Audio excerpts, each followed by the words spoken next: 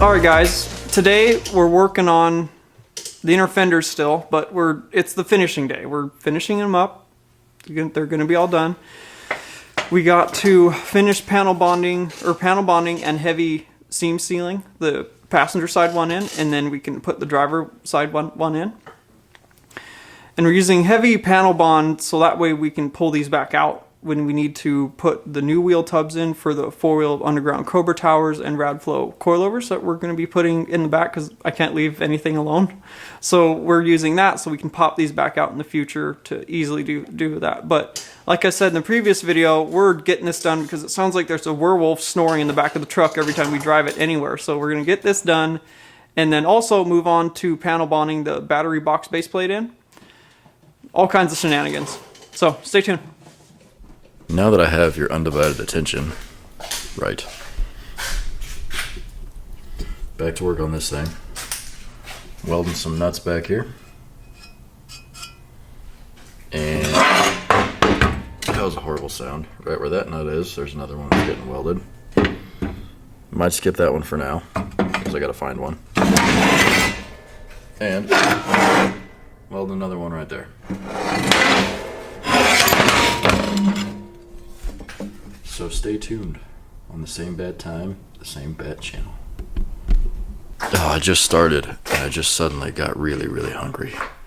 It's not a good sign. I don't know if I'm gonna make it. I have to go Bear Grylls up in here. Start chewing on the table. Alright, since my welds are actually kind of pretty. Well, not every inch of them, but the majority of them. I'll show you. So that's all getting ground out. The carbide bit.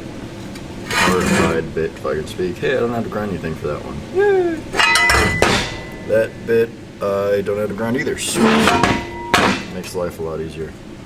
Look at that weld. Look at it. Look at it.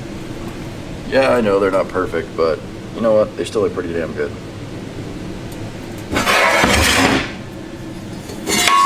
For a guy that hasn't been doing this his entire, well, I guess I kind of have, but I'm not that old yet. That one looks really good, except for the start stop. Yeah, where the hell else? Sorry, got sidetracked. That one looks really good. Yeah, which is why I was going to show you. I got a grind right there into my beautiful, perfect little weld. And right there. That way the nut will actually sit flush on there. And holy crap, that one looks gorgeous too. And I got a grind right there, and I got a grind right there. So the two perfect-ish welds that nobody's ever going to see, I had to grind into. So I'm showing you them as much as possible before they never get seen again. Look at it.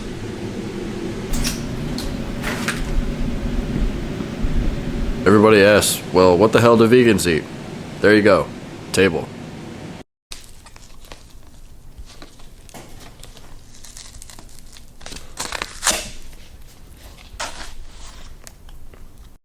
My girlfriend likes to let bananas get super ripe and spotty. I just ate one. I think I'll stick with the cardboard. That was, yeah, that at least didn't have an aftertaste. But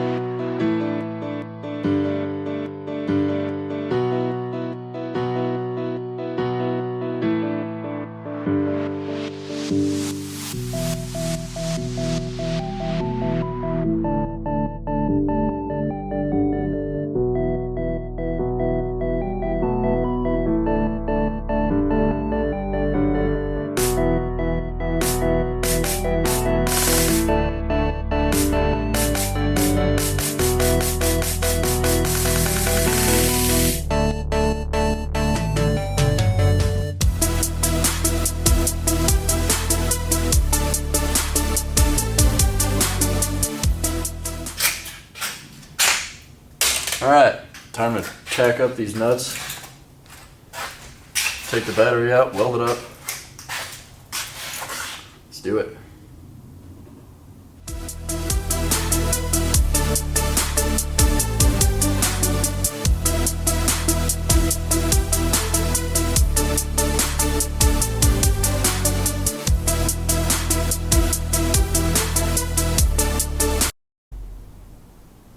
Well, that went well.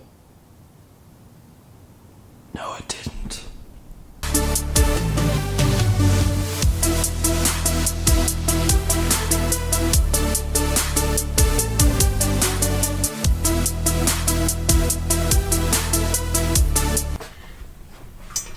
As you can see, ish. Those are very nice now.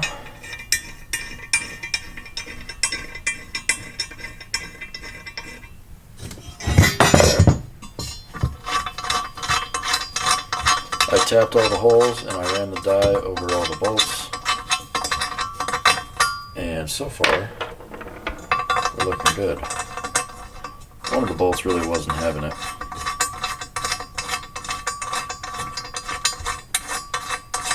Apparently that one's good. One more.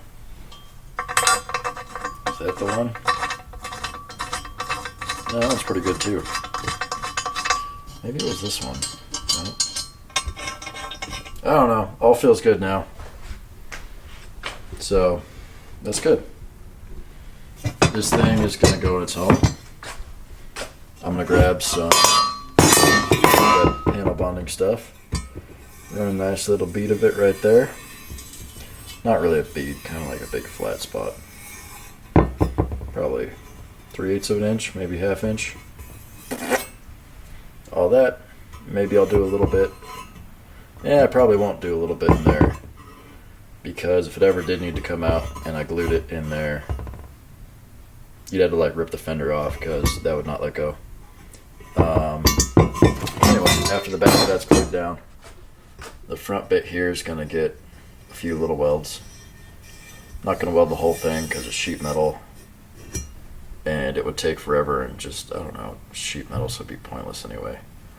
But do a few little tacks and beads and things. I'm going to try to do some tricksy stuff in here. So see that nice gap that I got, which is not nice at all? I'm going to cheat, and I'm going to put tape on the back. I'm going to tape to tape. That's a weird sentence. So the back side of the tape is covering this hole because the tape is like non-stick stuff on the back side, so that I can lay some sealant down and it'll just stick on there on this bit, and when I pull the tape off, it should pull off.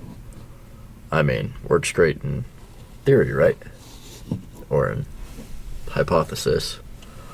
But we'll see how it actually pans out. I'm going to try the same thing right there in that crack. The rest of that should seam seal or silicone or whatever would do pretty well. Oh yeah, and I scuffed this up with 80 grit. Nothing crazy. I tried not to get down to the metal. Just put some scuffs in it, that way the panel bond adhesive sticks a little better. I did the same thing on the back side of that piece of metal. Scuffed it with 80 real quick. And that thing's actually really solid. Both sides are actually real solid, which is bias. Yeah, that ain't going nowhere. Cool. I gotta clean it up though. Here's the back side of that all scuffed up. Getting ready for some goo after I lay down some other goo.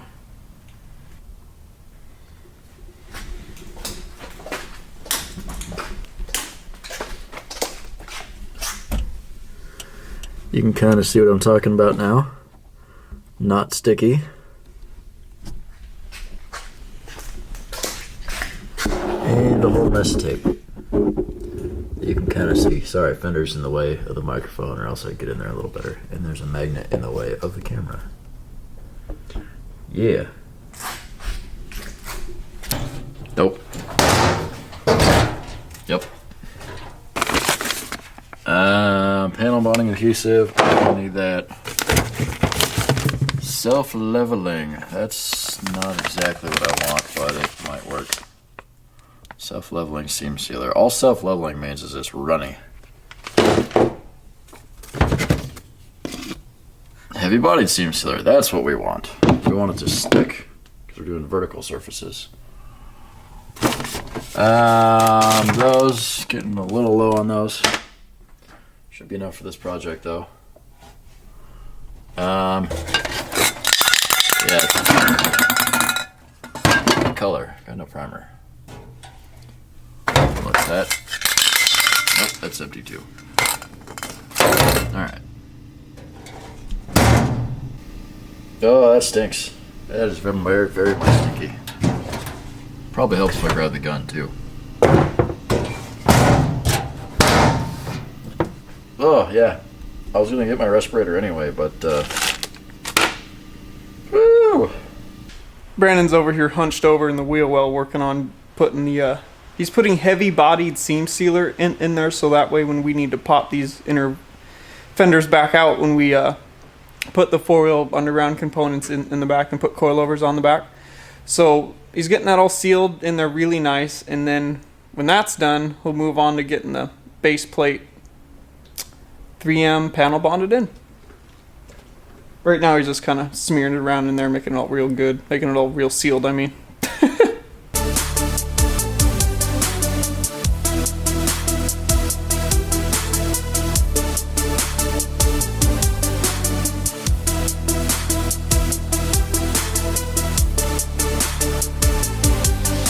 Alright, let me show you guys the seam seal job Brandon did on this side. So as you can see in here, give the lens time to adjust. There we go. So it's got heavy bodied there, and all this heavy body seam sealer will come out a lot easier than panel bond would.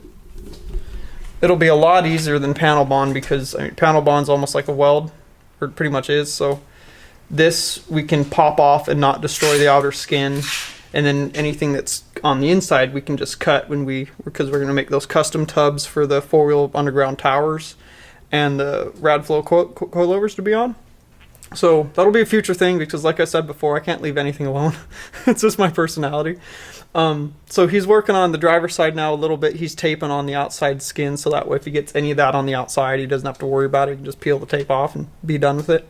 So when we're done with that, we'll show you guys that side.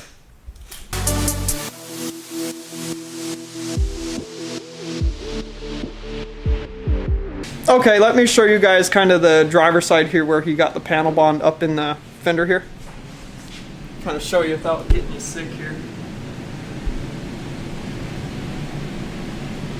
Let the camera lighting adjust.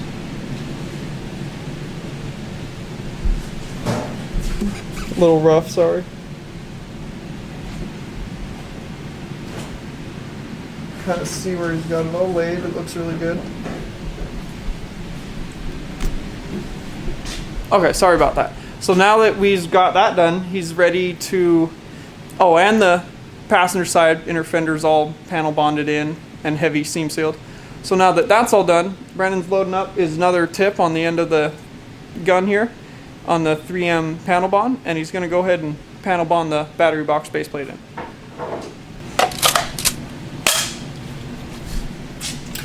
Felt like a ninja doing that, I'm not gonna lie. My favorite part. The Brandon Ninja. Da-na-na-na-na. Da-na-na-na-na. What's Pac-Man sounds? I feel like Pac-Man would be good for this. So you can't use these tips or use these cartridges without that tip. That tip actually mixes the bonding agent and or seam sealer.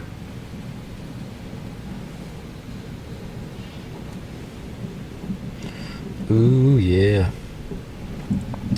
I gotta get the panel now. We decided to paint this thing real quick, or at least the bottom bit, before we throw it in. I hit it with some Scotch-Brite just to get some of the oil and junk off, give it a little bit of scuff, something for it to stick to. I taped off that back where the panel bonding adhesive is going to go, because if I paint it, then it's only going to be as strong as the paint, which wet paint obviously does not stick well at all. So this will be a lot better. I'm going to go outside and hit it real quick. Well, that only took about a minute. It's not super thick, but it'll get the job done, keep it from rusting. And it comes in any color you want, as long as it's black. Beautiful. What a beauty. A few little tack welds and that thing ain't going anywhere. Now we can lay some tacks along this edge here, and we're ready to go ahead and mount our battery up. So yeah, that took a bunch of work to do that, but as far as Brandon and I are concerned, it's, you know, the best way to mount that battery back there. You know, if we were just kind of put the box on the sheet metal, and then there's not really a good secure place to put ears to have some captive nuts on to go ahead and, you know, bolt the battery box down to. So making this base plate like this really, you know, made it a nice solid location, and now we can just remove it, add more batteries, add a larger battery, whatever we need to do in the future. So good start. Store a Tesla in the back. Mini nuke, you know, the cool stuff. All right, we got another package from Sky High Audio. See what it is? Cut towards myself like an idiot.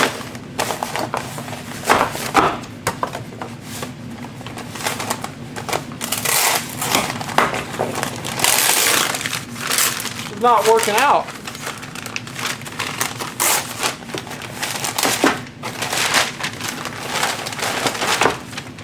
All right, we got a few of these battery top plate things here.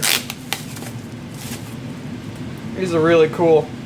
This is what'll mount on top of the battery. It'll go right here like this. Those are really tight, but it'll sit here, and that allows us a surface to bolt these bolts to.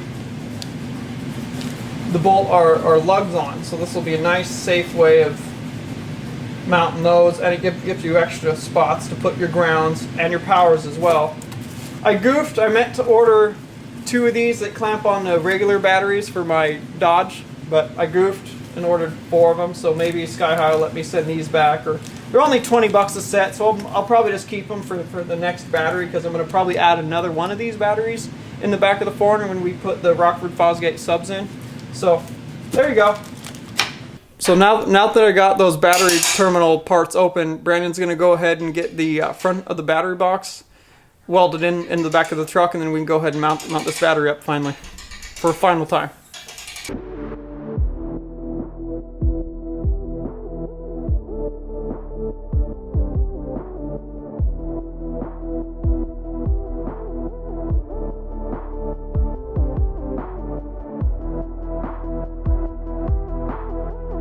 All right, now we got the battery base plate piece totally panel bonded on the back piece where it attaches to the outer skin of the quarter. And then Brandon got the front side all welded up, and then we cut the carpet and trimmed it as we needed to. And so now we're ready to go ahead and mount our battery box up, and then set the battery in it. But before we do that, in the future, we're gonna have to get a couple more little nuts to weld on the back side of the battery box piece itself. A couple of them broke off when Brandon bolted the bolt and the nut down through them, and then he tacked it on, and then when he went to pull the bolt out, it broke the bolt off on 2 of them. So he's going to have to go back and repair that. But for now, we'll go ahead and we'll get it assembled, and we'll get the wiring all hooked back up to it, and then I think we're done with this part of the project, which is pretty awesome. So, moving forward.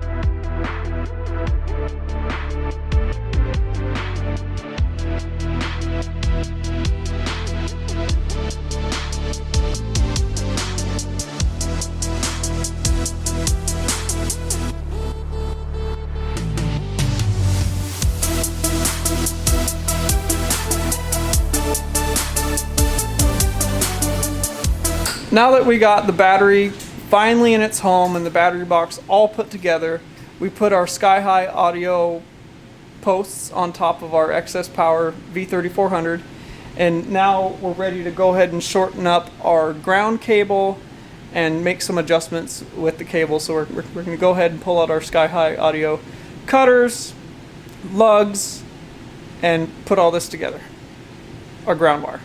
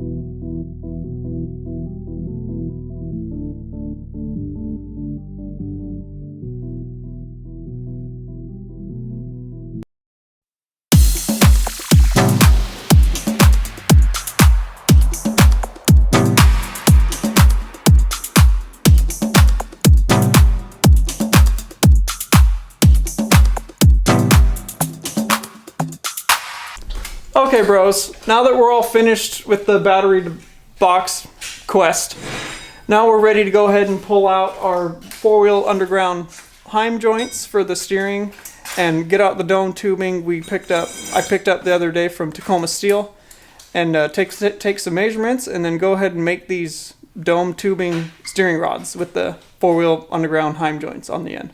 Let's get started.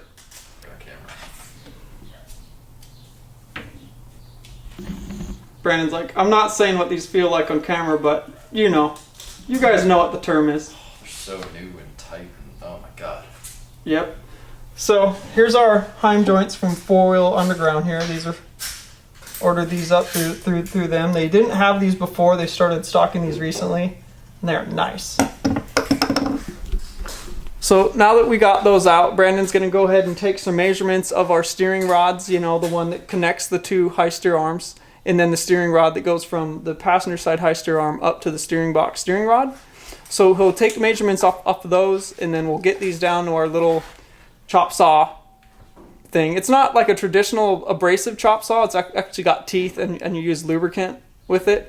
And I tell you what, it cuts laser precise. I mean, it is the best cutting tool for doing stuff like this when you're doing link tubes and steering rods. It's really what you want to use. The abrasive one, it's good for when you can, that's all you have, but if you have the choice, buy the nicer saw. Trust me, guys, it's pretty awesome.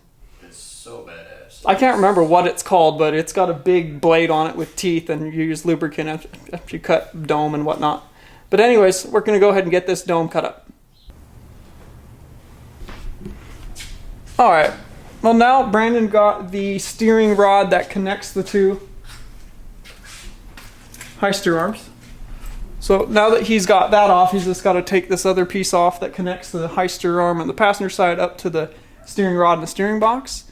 And then we're going to be able to take those down, take measurements off of them, and get started cutting up our dome tubing. Yeah, buddy.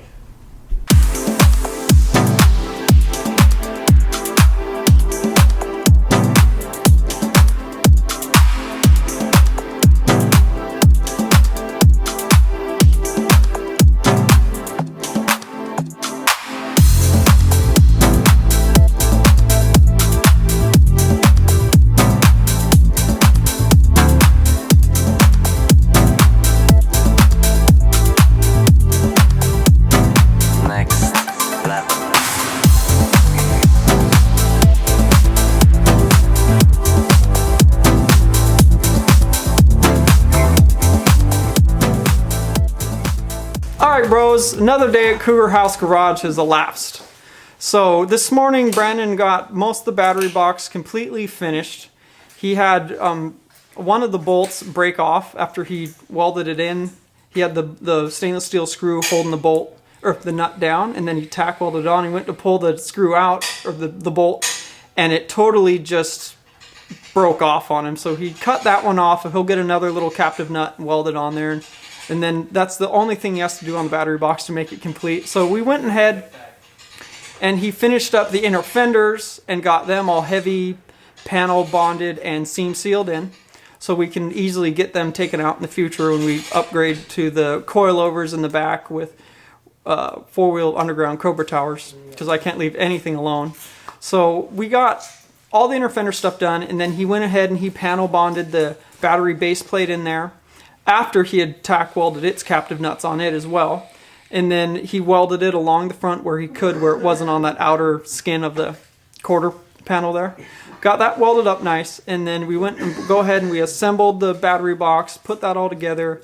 I got my Sky-High audio battery terminals that go on top of these excess powers. I love them. They're like my favorite as far as I'm concerned, because they just bolt on and it's all super secure connection. I really like these. I'm going to use them on my Dodge pickup and on my 46's 4Runner as well when we do this, or when we do this part to the 46's 4Runner. And then the Dodge battery post, it's just super loose, so I need to get one and put it on there. I ordered two for the Dodge, but got the wrong kind. I goofed.